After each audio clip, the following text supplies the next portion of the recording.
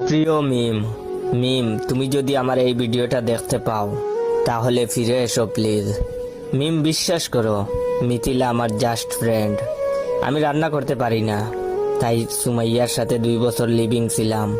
সাদিয়া আমার এক্স না, আমার বন্ধু বিদেশে ছিল, তাই ওকে দেখে রাখতাম।